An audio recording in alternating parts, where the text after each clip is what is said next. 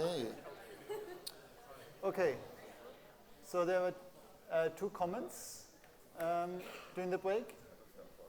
The first one was regarding group number 6. So we haven't entirely decided if we're going to have a 6th group session. So for everyone who was assigned to group session number 6, just pick another one for this week. And if it turns out that they're completely overfilled, then we will introduce a 6th group session. And otherwise, we will just stick to 5. Yeah. And then someone came and said that these alternative pipe, where was it? Here we go. So remember when I talked about pipes? So pipes is used when you want to pass information from one program to the next, while redirects you use redirects if you want to store information from one program into a file, right? And then I showed you the example here where you can re-implement pipes using redirects, okay? So just for you to be aware, so this is not the recommended way. So there's a reason why I say in a clumsy way here. And one of the reasons is that imagine program 1 produces massive amount of data, right? Maybe you're outputting an entire movie file here, and then maybe the second program here only searches for the first line, right? So here you will actually have to store the entire output from the first program into a file first, which might require quite a lot of disk space, right? While in the second version here, you can avoid that. So the piping is actually a lot more efficient in most cases than implementing the pipes manually yourself. So if you can, always use the pipe version.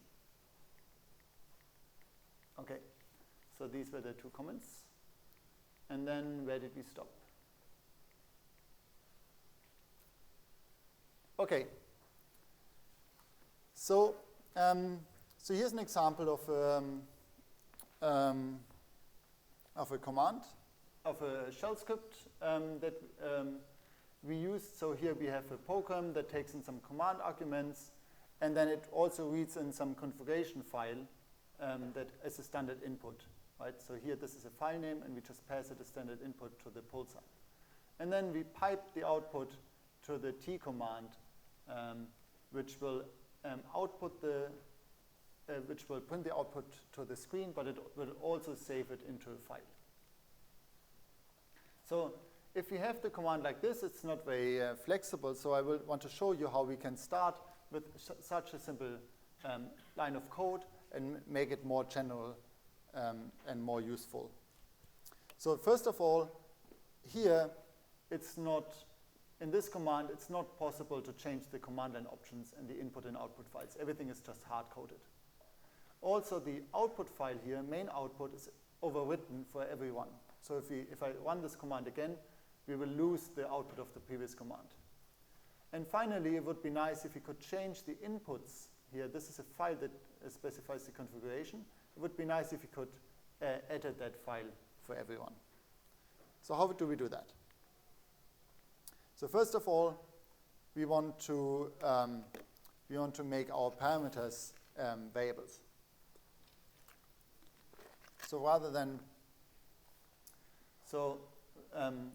hard coding them, we now use bash variables down here when we call the program, and we define the bash variables up here.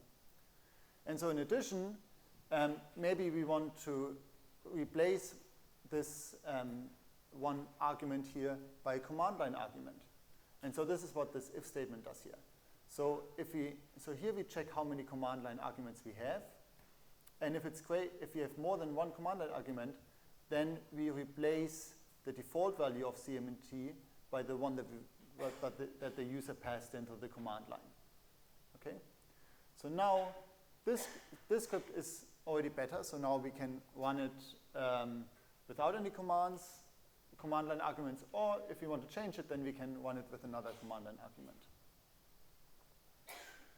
But we want even more flexibility of that, and in particular, the output file is still being overwritten every single time. So how do we solve that? So one simple solution is to just make sure that we never overwrite data. And the way we could do that is that we create a directory that encodes the time. Right? So for example here, I make a job directory. That's where we want to store the output. And the job directory should be the current directory. So the current directory is always available to this $pwd variable. And then slash, and then dollar and the date. So this executes the date command, and we will attach it to the directory name. Then in the next command line, we will actually create this directory, and we will change our current directory into that job directory. And so now we can execute our command and output store the output there. And then we can go one directory down again, and because now it would be nice to always have one it would be nice to be able to access the latest one in a consistent way. And the way we do that is we will create a link that always points to the directory that has been run last. And the way we do that is we go into our base directory again and check if this link latest already exists. And in this case, we will delete this. We will delete it. And at the end, we will link our job directory to a link called latest. So after I run this program, I can just type in cd latest, and I will be automatically in the latest directory that has been run, in which this script has been run. So that will definitely solve the overwriting issue for now. There are some alternative solutions. Instead of using the current time and date for the job directory, we could use the process ID of the script. So every ID in Unix has an identifier. Every process in Unix has an identifier. So we could use that, and it is accessible to this $. But it's not such a safe option. For example, if you restart the machine, we might actually end up with the same. We might get the same ID twice. So that might be not ideal. We can also use the built-in command called make temp. This will automatically make us a temporary file with a unique name. So that's another option that we can use.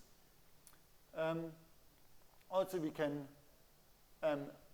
maybe we should make our script a bit more robust and check if the subdirectory already exists. And if it exists, then we should just crash. And so we can use this -d test here. So -d tests if a directory already exists.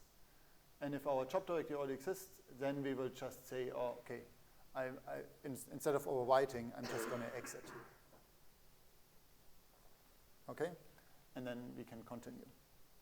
So this way we can, we can make our script more robust as we go along. So I've shown you some of these if tests. You can, in Bash, there are actually multiple ways how you can write if tests. Some are they're shown down here. So the first one is you have the if, then, and then inside here you add your test statement, and then phi to exit the if test. Another way is the syntax down here. So rather using these brackets, you use the keyword test. And there are actually even shorter way of writing it, which is shown down here. So these double ands mean that you execute the first command first, and if that's successful, then you execute the second command. And if the first command is not successful, you don't execute the second command. So you can actually implement these if statements here using this double and syntax here.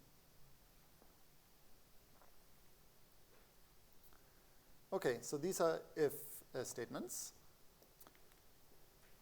So the next problem that we had with our script was this input file that the program expected. And so basically, some applications, like the applications that I've shown you, they don't take command line arguments. Instead, they take the input from the standard input or an input file. So you actually have to type in the configuration, or you have to provide a file. And so in such cases, if we want to automate it, right, this is not so elegant. So we can write a bash script to equip our program with command line options. So basically, we want to implement command line options that automatically generate these input files. So what we want to do is we want to grab the command line arguments, create the correct input files, and then run the application with that input file. So we need to learn how to write into a file. And that's shown here. So the cat program outputs a file, so you can actually just type in cat and then a file name, and then it will output it. But so we take the output of cat and redirect it into our configuration file, my file, and as an input to cat, we will pass in this text string, this multi-line text shown down here. Okay, and so we use this double arrow to the left here, and then there's a keyword after that, and as soon as the keyword is found again in the text, that's how bash knows that the input stops. Right? So here we chose to use the keyword EOF, and then when bash sees the keyword EOF in the first column of a line, then it will stop. Then it knows that the input stops here. So basically this command here will create a new file called myFile with the content, multi-line text can be now inserted here, and so on and so on. We can even use variable substitution as shown here, and then the file stops down here. Okay, so the next thing is we need to, so now we know how to create these input files. The next thing is that we need to learn how to handle command line arguments. I've already shown you that we can access the command line arguments with this $1 and $2 and so on. And we can get the number of command line arguments with the $hash. So this program shows you in some way a standard way how command line arguments are being used in Unix, because often the way you call command line arguments is with the minus, so it's typically program name and then minus and then a character and then a value. So for example, what do we have here? Let's see. Yeah, so here, for example, we have minus CMT, so it's the CMT command line argument, and we wanted to take the value Winslow Rise. And then we have another command line argument here, minus case name, and then ellipsoid. So it's always the name of the argument and then the value of the argument, minus the name of the argument and then the value of the argument. So this is typically how command line arguments look like. So how do we handle these? This is done here in this while loop. So what happens is that we are looping through all the, we are checking if we have still command line arguments that we need to process. So we check the number of command line arguments and check that it's greater than 0. Then we get the most left-hand side command line argument and store it in the variable option. And then we use the shift argument, and the shift command. The shift command eats the most left-hand command line argument and removes it. Right? So after that, the number of command line arguments has reduced by 1. And that's why we stored it before in this option variable. And now we can check what this option variable, what the value is. And so for that, we use a case statement. So we differentiate between different cases. So if the option takes the value minus m, then we will take the next command line argument, and so this is now the value of our command line argument, and store it in a variable m, and eat again, remove it again from our list of command line arguments. Or if it's minus b, then we will create the variable b and again shift it. And so the star bracket here, bash will run into it. If none of the cases was processed before, we will always end up in the case down here. So in case you provided an invalid input, then we will just show an error message here. And so basically now we can extend these cases here and add more and more command line arguments and handle them this way. So I've shown you this case index. Instead of the case index, you can obviously also just implement your own if statements. So you would check if the option is -m and then handle it, or else if the option is -b, then handle it. And if none of that was handled, then just print out an error message. So these two are equivalent. And then, of course, we could again also use a shorter syntax for the if statements as shown down here.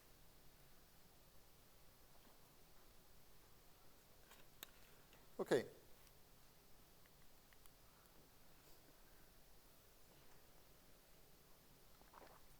So now we have so now we can handle the command line arguments, and we can also write out our configuration file.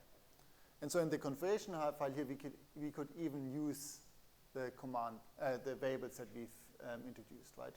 So in here you can use variable substitution, or even the name of the configuration file that you're working on can be a variable. Okay, and so then the way we start our application is by providing the file name, and then as the input, we pass in the configuration file that we created. And so then we're basically done. The last thing that we want to do is we want to check if the program was successful or not. So it's often quite useful to provide the user with some feedback. And so we can check if the execution was successful. And for that, we have this variable $?. And $? Is always the return code of the latest command that was executed. And that return code is 0 if the command was successful, and otherwise it's not 0. So here, what we do at the end of our script, we just check if the $? is not equal to 0. And in this case, we will print out an error message, and we will exit the program. And so here, exit is another bash variable, and it actually takes in the return code that you want to return for your program. So because we are hitting an error, we actually want to return with a non-zero return code as well. So we exit with 1 here. If everything was all right, then we could have written exit 0 to return our program with a 0 return code. So I just want to show you some more use cases of cat. So as mentioned before, so you can use cat to just show the content of a file and print it out to the screen. So if you just type in cat my file, you will see the contents of that file on the screen. Then we can actually abuse cat to be a copy method. So we can print out the content of a file and redirect it into another file. Okay.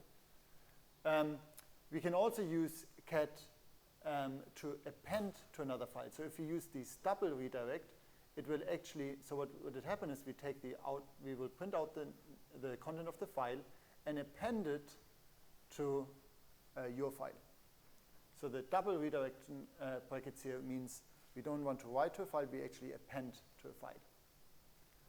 And then obviously we can use our standard pipe to send in the content of a file to another program. So for example here, this command here counts the number of lines. It shows some word and line statistics of my file. Okay, so next thing I want to show is loops. We haven't talked about loops at all. So what happens, imagine you want to have a program where you have multiple command line arguments like here, or multiple input files. Or in fact, the assignment 2 asks you to write a calculator. And so this calculator can take multiple input arguments. So how do you handle that? So imagine we want to have a program that handles arbitrary number of input arguments, or maybe you can even run it with a wildcard. So this wildcard syntax here, it's actually bash will replace this with all the files that end with the characters .i. Right? So when you execute this command, you will actually execute it with a list of command line arguments, and each command line argument is a file that ends with a .i. Okay? So how can you do that? One way is to code up a for loop. Right? So what we can do is we can loop through all the command line arguments that we have in our program, that were passed in our program, and then execute our pulls up on it. Okay? And so, of course, we can now combine this for loop also with all the other command line arguments that we have. We can, so something, one use case for loops is file management, and that's where it's actually used very, very often. So imagine you want to write a script that deletes all the temporary files in your directory. And so one way you could do that is you go ahead and first store all the first you need to find out what the temporary variables are. So what you do is you run the command ls*temp and store the results in a variable called files. So now files will be an array with all our temporary variables. And now we can loop through all these files, print out the file name, and then actually delete the file using the rm-f command.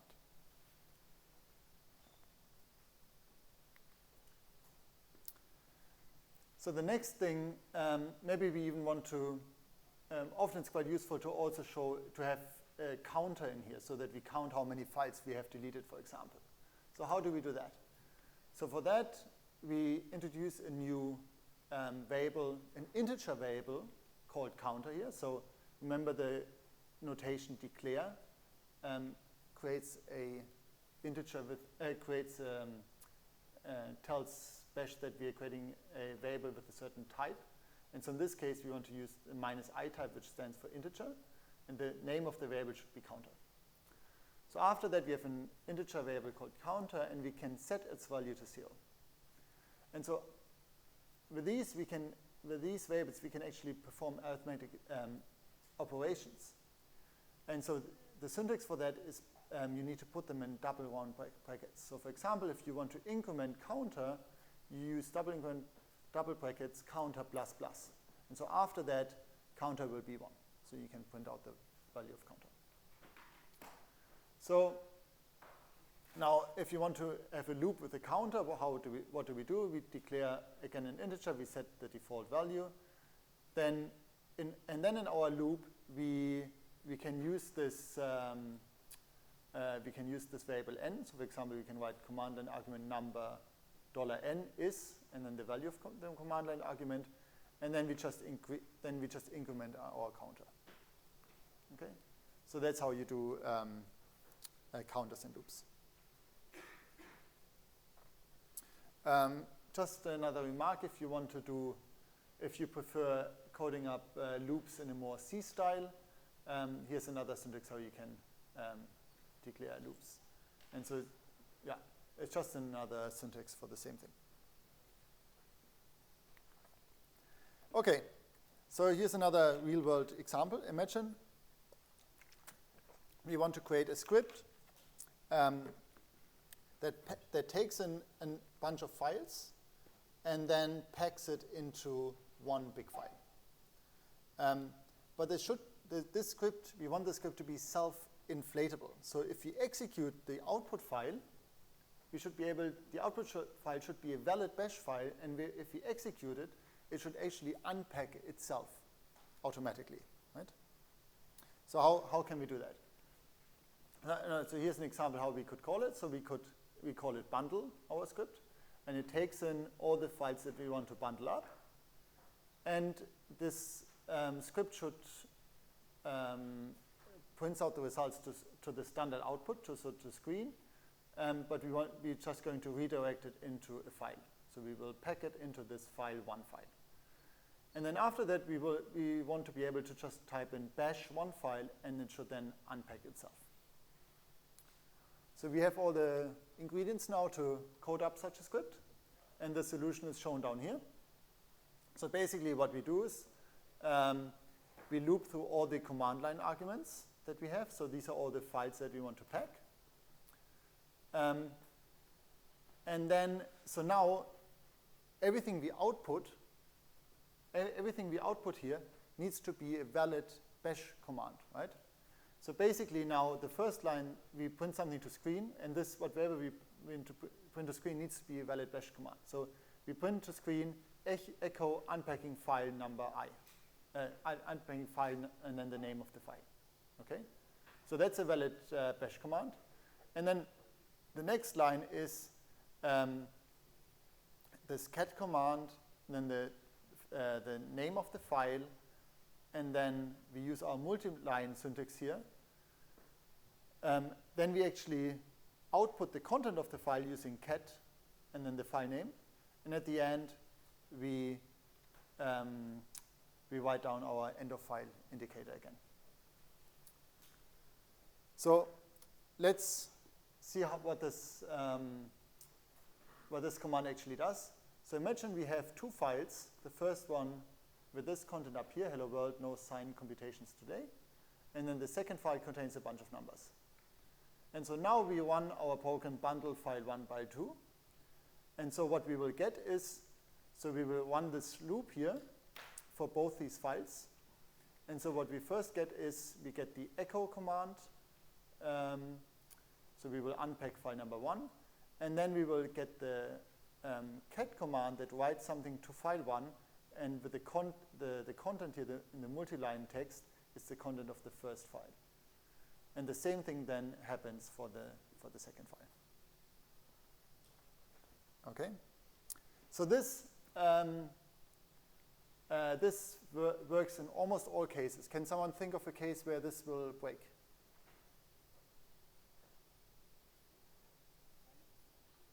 So can someone think of a case where this implementation will actually fail, where it will not unpack itself successfully? Yeah? Making bash files? Yeah, maybe. Other ideas? Yeah? Yes. That's what I was thinking. So if your file actually has the keyword EOF in it, right, then the unpacking will stop too early, right, and it will not be successful. Okay, but otherwise so maybe one should check if the text has the keyword end of file in it, and in this case choose something else, right, to make sure that the unpacking is successful. But again, so these are just examples that there are actually better bundle programs in Unix and packing programs in Unix. This is just an example what you could implement, right? It's probably not the best way of actually doing this task. Okay, I want to show you just a comment on how you can run applications in Unix. Because you can actually run applications in the foreground and in the background. And so by default, if you, let's say, so you create a new variable here, command, with some command line arguments, and then you run it, by default, it will run in the foreground, which means that the program will actually stop here, your script will stop here and wait until the command has finished, and once it's finished, it will continue its execution. Okay? And so obviously you can also then redirect the output to RES, and then after that you can, for example, process the output using some other Unix programs. But the point here is that basically after this line, the command has completely finished and it will have produced the entire output of, you will have access to the entire output of the program. But sometimes you might want to run programs in parallel. Maybe you have multiple cores in your machine, and you just want to compile completely different programs, for example, in parallel, and don't wait for all the programs to finish. And in such cases, you can actually run a program in the background. And the key syntax here is this AND at the end. So if you start a program with an AND at the end, Unix will just send it to the background, and the execution of your script will continue immediately. So if you do this, for example, in your normal command line input in your terminal, then you can immediately type in the next command. But there's you can, if you have something running in your terminal, there's actually a way how you can also send it to the background. So imagine you have a copy, you want to copy a large amount of files, and your terminal is blocked because it takes such a long time. You can actually send this copy command into the background by hitting the keyword Control-Z and then typing in BG for background. And that will send the command into the background, and you can just continue working. And you can actually get this program back into the foreground by typing in FG for foreground. So it's quite useful if maybe you're running something that takes a long time, and you just quickly send it into the background, do some file checks, maybe how much of the data was already copied, and then get it back into the foreground.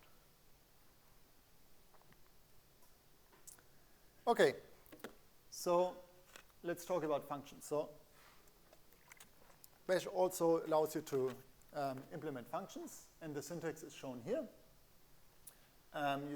It's the keyword function, and then the name of the function, and then use these curly brackets, and in between you have the implementation.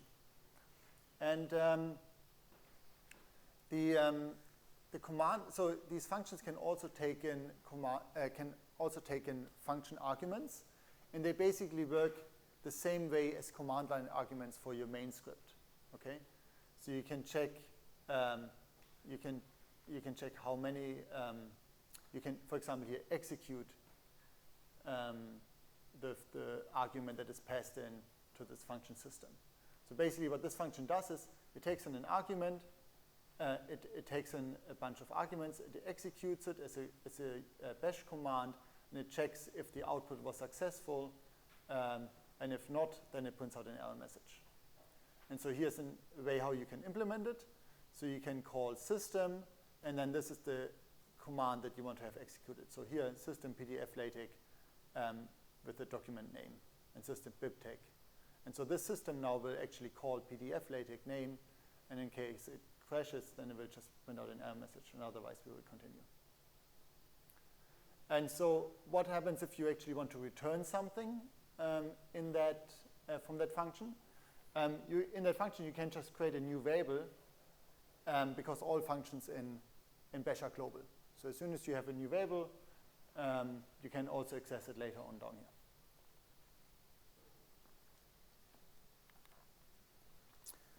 Okay, so another word about globbing.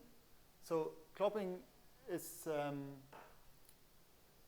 this idea that you replace the wildcards. So Bash automatically replaces wildcards when you call it. So here, for example, when you execute the command ls*ps in star.gif, this star is being handled automatically by Bash, and it's going to be replaced with a sequence of file names in your current directory that end with the word .ps, and with all the files that end with the name GIF.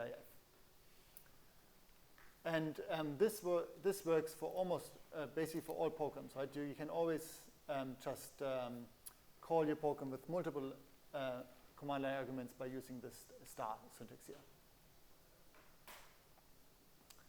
And then so one way how you can do file handling, right, is by, for example, here, if you wanted to, the idea of this script is you take all PS files and all GIF files, and you want to move it into its own directory. So what you do is you create this new variable and use this wildcard syntax here to find out the file names of all PS and all GIF files.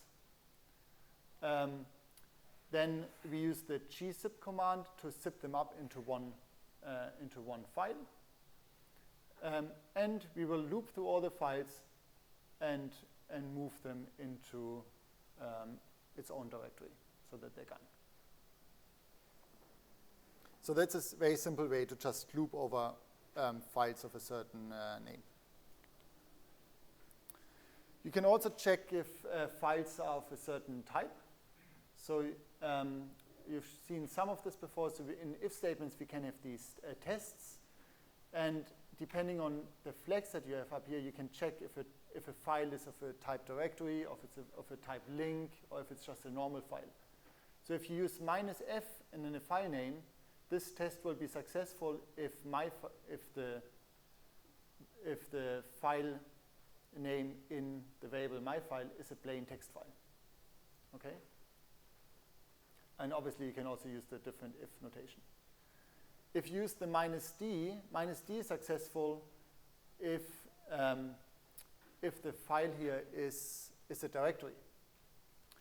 And then with the exclamation mark, you negate that. So this test here will be successful if the content of my $myFile here is not a directory. And you can use the -x to check if a file is an executable or not.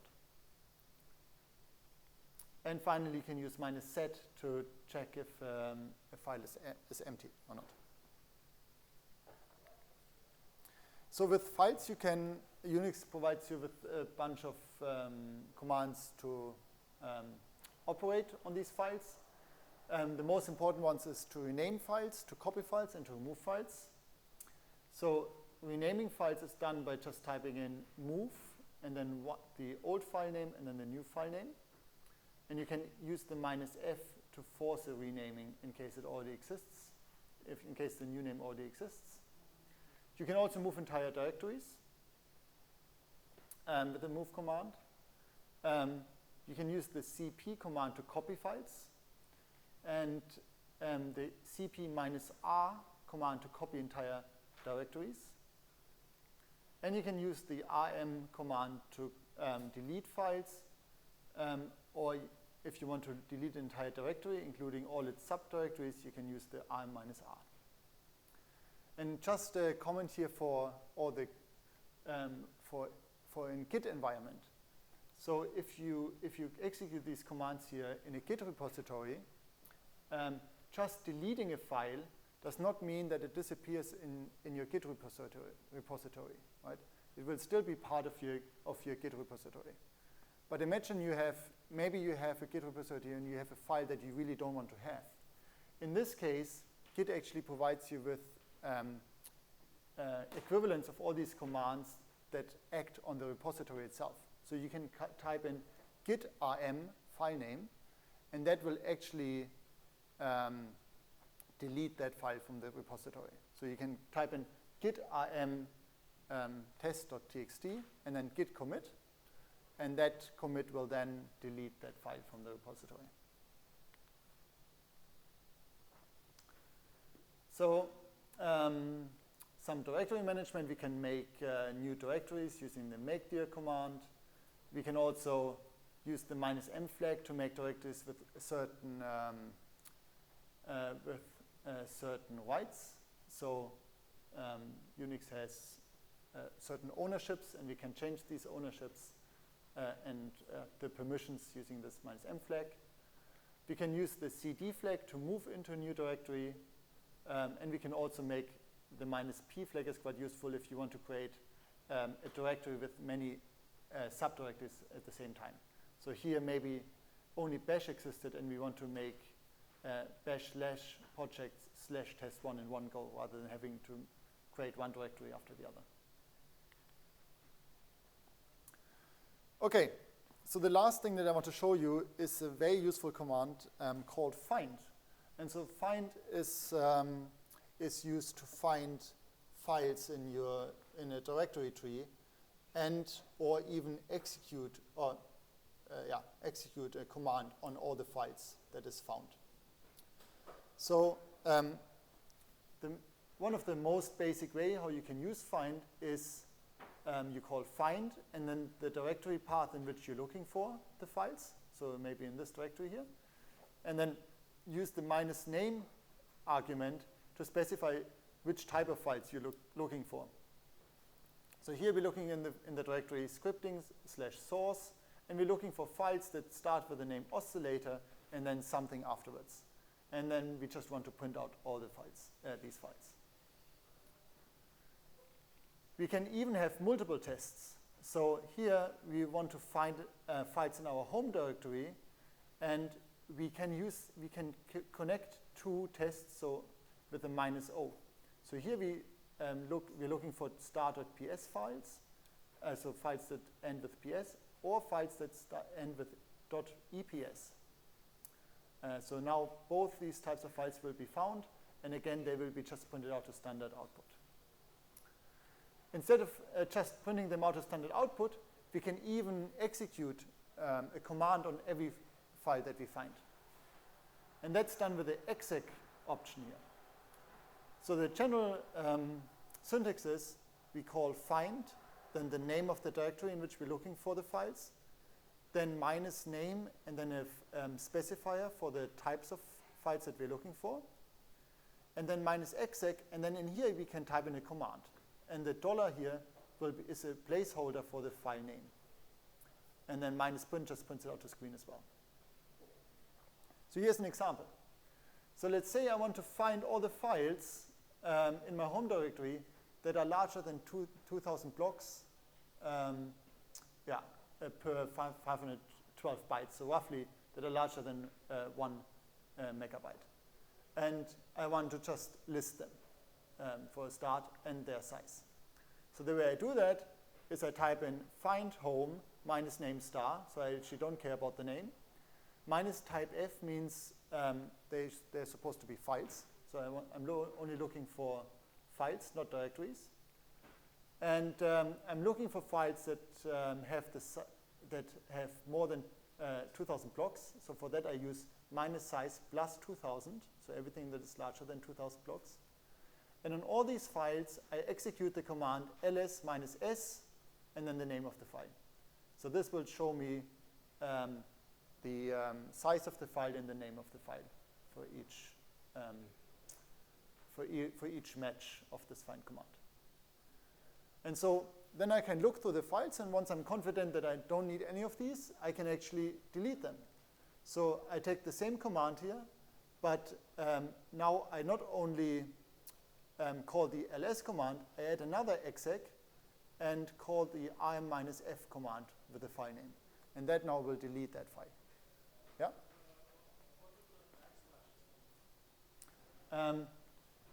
These backslashes here?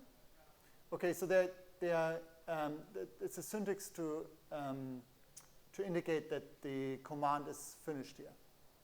So you can see that this is a command line option here. And this syntax here just means that the command line option finishes and the next one starts. Right? Because otherwise, so this -s here belongs to ls. It's a command line argument to ls. It's not a command line argument to find. Right? So basically, exec here will take everything, will use as executable everything all the way up until the point it finds this \$. Right? And then what comes afterwards is again a command line argument to find. Yeah? And we can even use this so rather than just -exec, we can replace it with -ok. And that will ask us if we actually really want to perform this operation for every single file. So we can just double check that we're not deleting something that we don't need. So here's just another example. Here we can also use this -a time. This allows us to select files that have not been accessed for the last 90 days in this case. So maybe we're trying to find old files and delete them, or move them. In this case, I just move them into my trash folder. Right?